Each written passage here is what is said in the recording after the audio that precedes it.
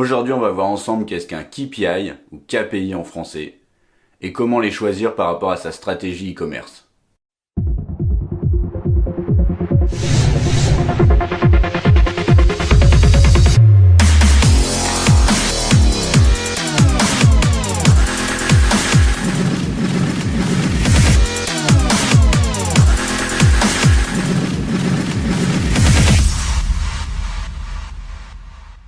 Salut, c'est Jérémy.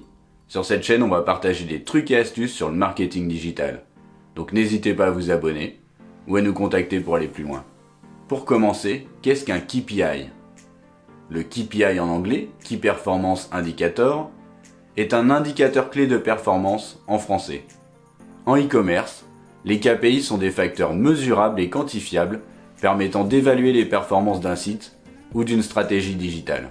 En d'autres termes, les KPI vous permettent de savoir si vous êtes sur la bonne voie, car ils vous aident à comprendre ce qui fonctionne ou non.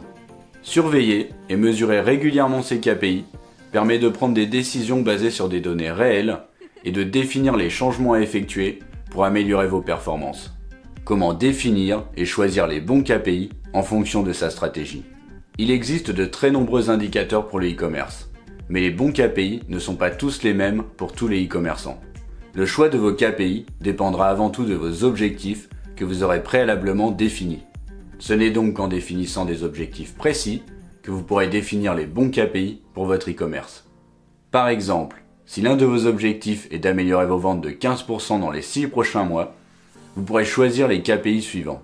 Le nombre de prospects, le taux de conversion, le nombre de ventes quotidiennes, hebdomadaires ou mensuelles, le taux d'abandon de panier. Par contre, si vous cherchez à améliorer le taux d'ouverture de vos emails, vos KPI seront complètement différents. Le taux de hard bounce. L'email ne peut ou ne pourra jamais être délivré à son destinataire en raison d'un problème insoluble. Email invalide par exemple. Le taux de soft bounce. L'email n'a pas atterri dans la boîte de réception du destinataire pour un problème qui peut être résolu, par exemple un problème de serveur. Le taux d'ouverture total. Le taux de clic. Le taux de désabonnement, le taux de suppression. Comme vous l'avez compris, la pertinence de chaque indicateur clé de performance dépend de chaque objectif fixé. Alors, quel KPI choisir ?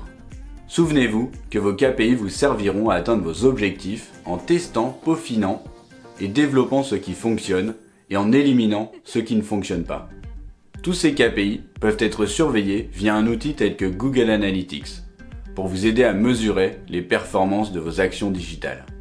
Il ne vous reste plus qu'à définir ce qui vous intéresse en fonction de la structure de votre e-commerce, de vos objectifs et de votre client cible. Voilà, c'est tout pour aujourd'hui. Dans les prochaines vidéos, nous détaillerons ensemble chaque indicateur clé de performance. Alors restez connectés à la chaîne et à bientôt dans une prochaine vidéo.